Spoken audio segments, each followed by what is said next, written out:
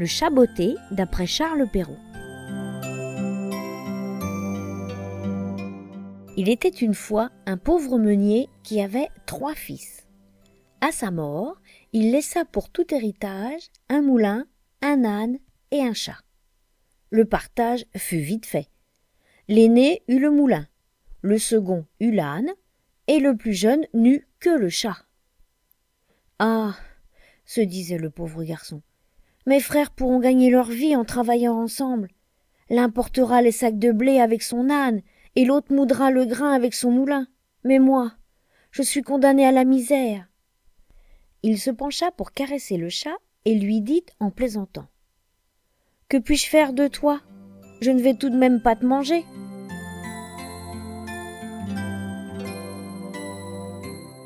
Il eut alors la plus grande surprise de sa vie. L'animal se dressa sur ses pattes arrière et se mit à parler.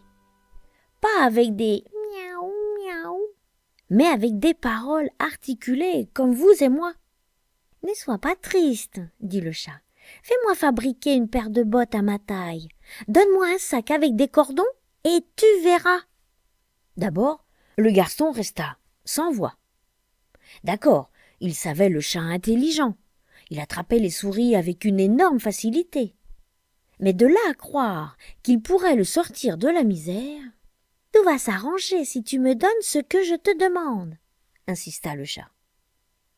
Alors, le garçon céda. Si son chat pouvait parler, tout était possible.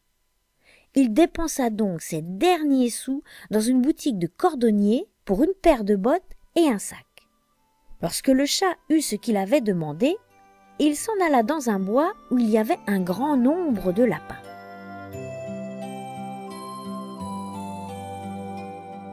Il mit des carottes dans son sac et se coucha en faisant le mort. Il n'eut pas à attendre longtemps. Un jeune étourdi de lapin vint se fourrer dans le sac, attiré par la fraîcheur des légumes. Le chat tira aussitôt les cordons du sac, le lapin était à lui. Tout fier de sa surprise, le chat s'en alla chez le roi et demanda à lui parler. Vous imaginez la stupéfaction des gardes. Un chat botté, sac sur l'épaule, qui parlait comme vous et moi. On le fit aussitôt monter à l'appartement de Sa Majesté. « Maître chat !» annonça le majordome du roi.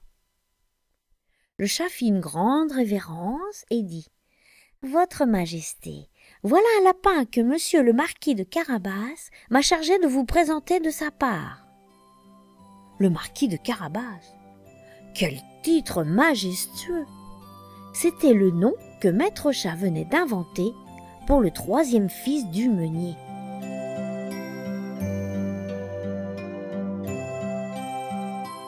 Une autre fois, Maître Chat alla se cacher dans un champ de blé.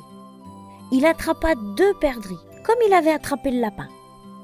Il alla ensuite les offrir au roi, qui reçut le cadeau avec grand plaisir. Et Maître Chat continua son manège pendant 2 ou 3 mois.